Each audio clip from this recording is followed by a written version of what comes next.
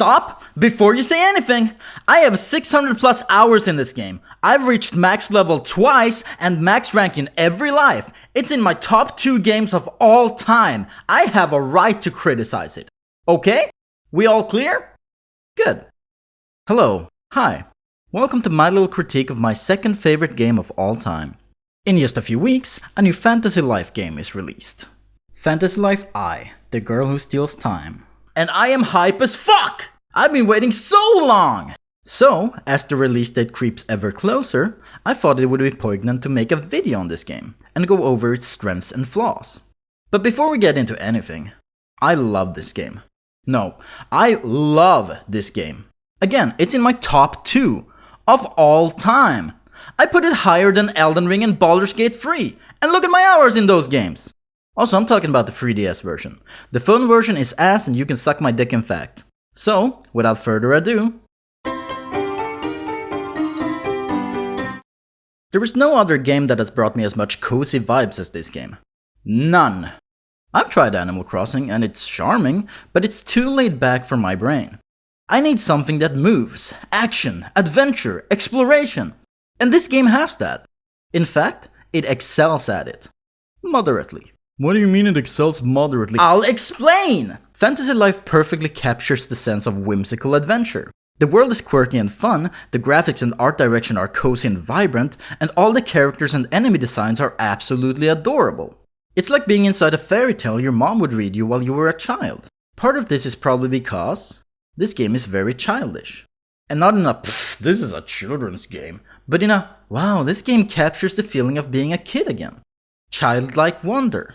It's like playing your first Pokemon game. You're a little kiddo sent out to explore and go on an epic adventure where the stakes are real, yet feel hopeful and uplifting the whole time. But I'm gonna stop gushing and try to make some actual points, or this video won't be out in time for the release of the new game.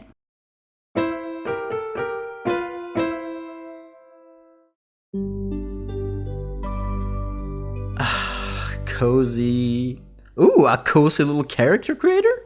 Wait, he looks a bit familiar. That's right, my little guy is from Fantasy Life! Before you get thrown into the game, you get to choose a life.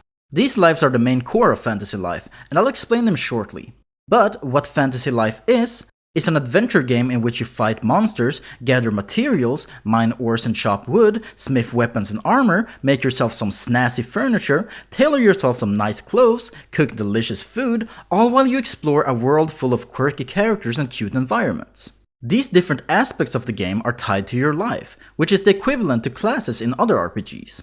Each life has its own goals and side missions you need to complete to advance the class, either by hunting monsters, chopping down evil trees, or cooking the perfect meal. The classes are as follows. Combat classes. Paladin, Mercenary, Hunter, Mage. Their goals? Kill cute critters. Gathering classes. Miner, Woodcutter, Fisherman. You go around, you get resources, everyone happy, yay! Crafting classes. Blacksmith, Carpenter, Cook, Alchemist, Tailor. You make items. Cool stuff. As mentioned, with each class, your goal is to do little side missions given to you by your life master. These can be kill 5 of X, fish up a cool fish, make a gay sword. Once you do enough missions, you proceed to the next rank, unlocking more class perks, companions, etc. It's a fun system and you can do most of these side missions alongside the story missions, or while playing another life. And this is the cool part! If you pick Miner as a class, you unlock the ability to wield pickaxes and dig for ore. If you then switch to Paladin, you retain the ability to mine, and will finish side missions as a miner, while playing as a Paladin. Same with crafting classes. The only exceptions tend to be the enemy hunting quests, which have to be done with a specific class, and bosses, which even Miner, Woodcutter, and Fisherman has. I usually pick up all the gathering lives at the start before I even start exploring, and then switch back to my chosen combat life just to make my life, pun intended, easier.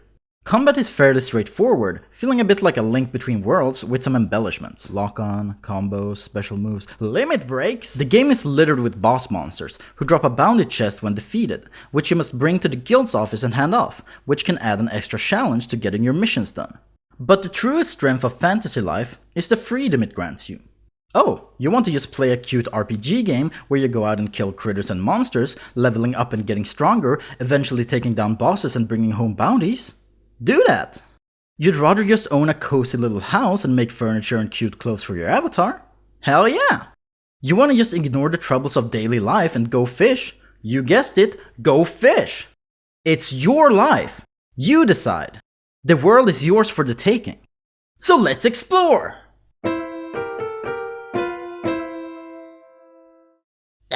This world is so cute! Look at this! And this! And this! It's so vibrant and colorful, so inviting and welcoming. The best part of this game is just running around all willy-nilly and finding random caves and getting bounties. I run into a random cave, fight a bunch of mobs, mine new materials, and accidentally finish off a bunch of missions while I'm at it. Exploration rewarded. I can then take all these new materials back to town and make new shit with it, including upgrading my weapons and tools so I can more easily explore and gather stuff. It's an organic gameplay loop. And while you're out in the fields, you'll sometimes run into rare enemies and bosses, or special NPCs related to your current life. It's fun, I don't know what to tell you, I fucking love this game! The world itself is such a joy to take part of, like just look at this.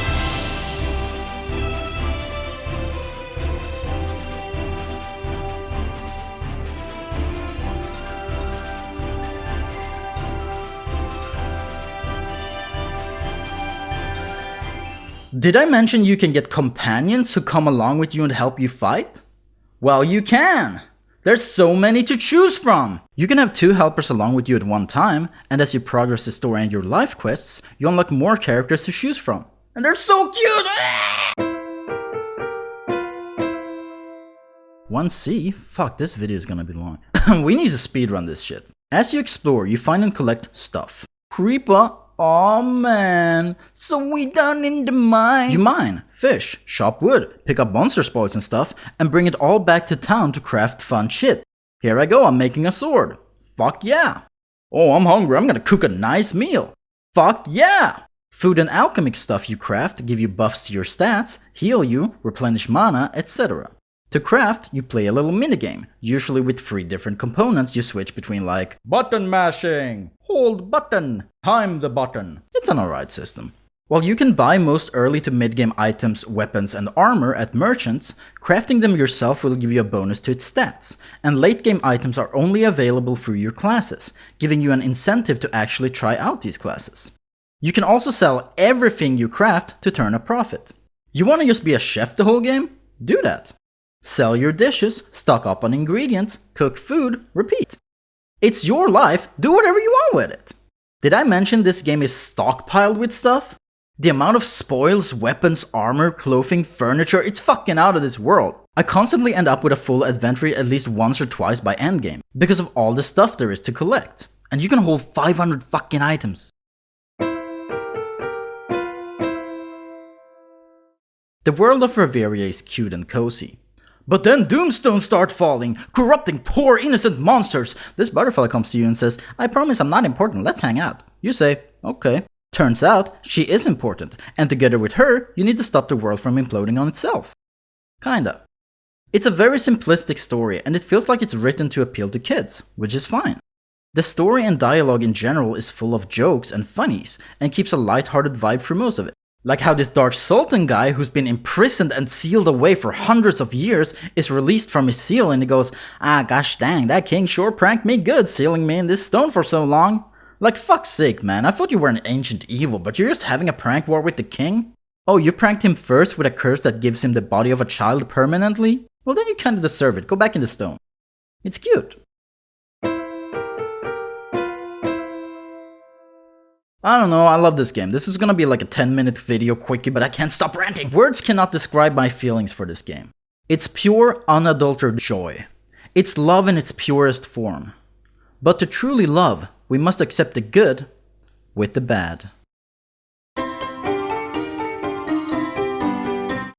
Time to criticize! This section is not here to drag fantasy life down in the mud, but rather to express the flaws that I perceive it has, while also hoping these flaws have been addressed in the new upcoming game. Cause I love fantasy life! I'm obsessed with it! Oh, but what about the title? It's clickbait, dumbass! I fooled you! I got you!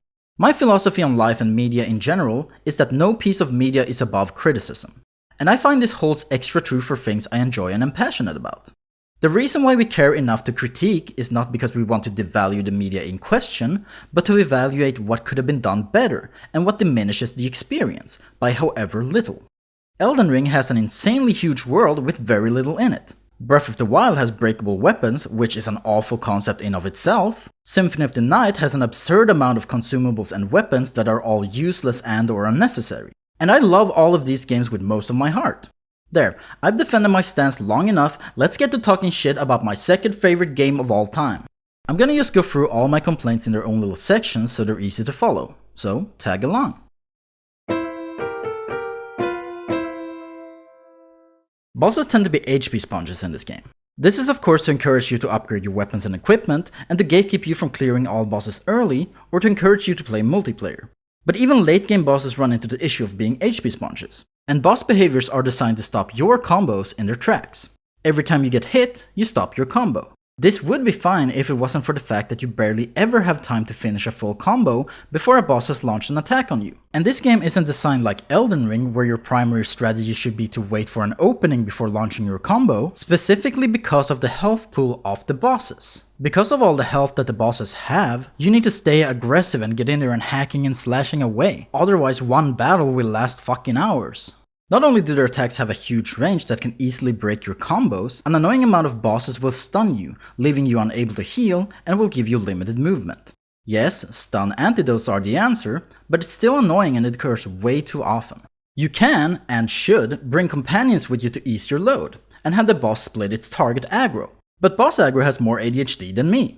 Legit, a boss will switch aggro with every fucking attack, which gets pretty damn annoying when you're trying to charge up an attack to smack the boss with. In this way, Fantasy Life feels inspired by MMO combat despite having a more actiony combat style, which clashes a little bit. Combat feels good in this game, and getting off combos feels great, so having a majority of bosses directly interfere with this feels like a fuck up on the dev team's part. Also, fuck all these flying bosses who fly out of your range, I just wanna hit you, man! Late game bosses also deal an annoying amount of damage, and you'll get smacked down quickly unless you're always ready with a high potion. Luckily, you can negate this by just crafting a million life cures and never worry about taking damage ever again.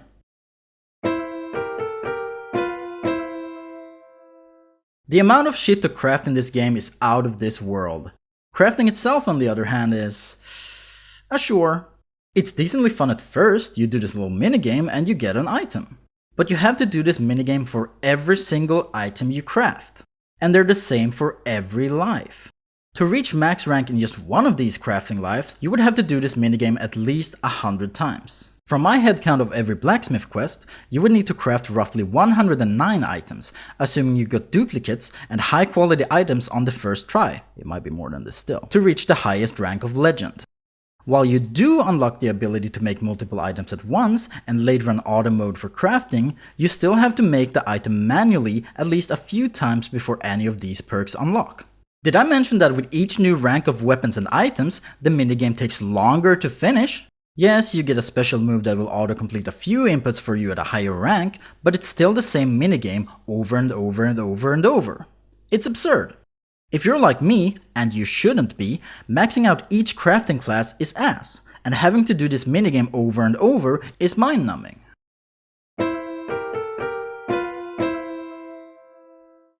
Side quests in the overworld are pretty boring and not worth doing. Please bring me this. Okay. This is an easy way to pad out the game, but it's never really worth doing. They feel like dailies in MMOs, but the rewards are shite. Minigames, as mentioned, get repetitive very quick. Both miner and woodcutter lives have the demand of you to mine 500 ores and cut down 500 trees respectively to reach max rank in each life. Who thought this was a good idea? It becomes a true slog when you've already done the other challenges, but you have to grind 100 more ore deposits to finish the life. A lot of bosses are reskinned and reused, which is a shame, but understandable with the scope of the game.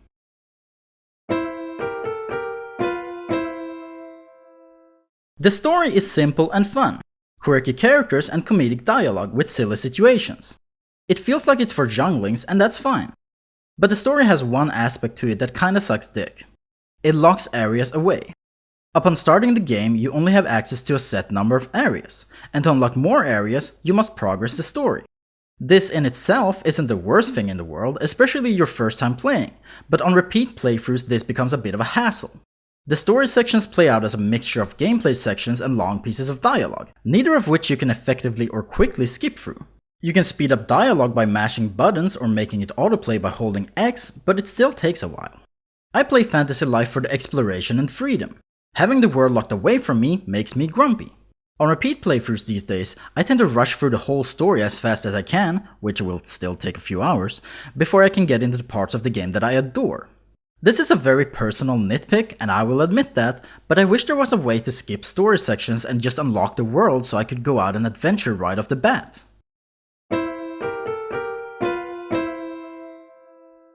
"There's too much stuff!" cried my friend as I lent him my game to try. And there kinda is. Right as you begin, you have to pick between 12 jobs. As a newbie, you have no idea what this means. You get bombarded with tutorials about life and all kinds of stuff right as you kick off, but having to study isn't a great way to start a new game. The game is a bit vague about how changing jobs work, and it's not completely obvious that you can just learn gathering skills and then shift back to your combat life and keep those skills. Side quests will look appealing to a newbie, but with the amount of them scattered everywhere, it's easy to get confused on what is important. You do need to be ready to slow down and really read through everything as you start out, and even then it's easy to miss stuff. Like, look at all of this. This is within 40 minutes of starting the game. Obviously you have to teach your player these concepts somehow, but I wish there was a better way.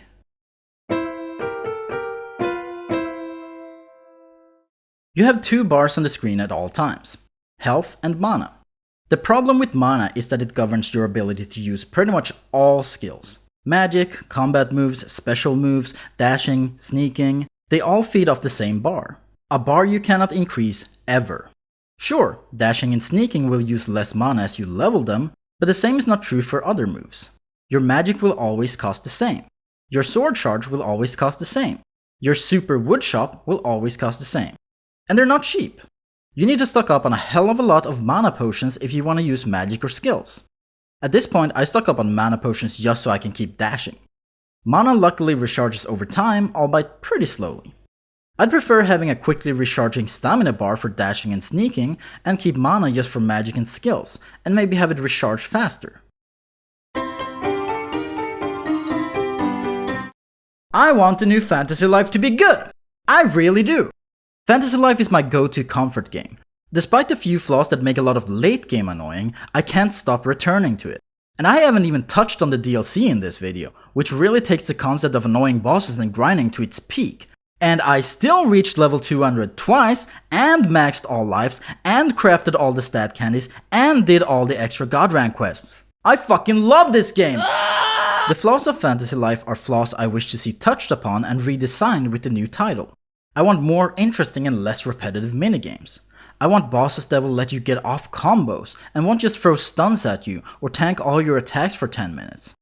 I want mana and skills to be reworked. But I can look past all of these as long as the game is fun. If the game invokes the same feelings that the original Fantasy Life did in me, then I'm happy. Like hot cocoa on a cold winter day, I want to be cozy and happy. Bye.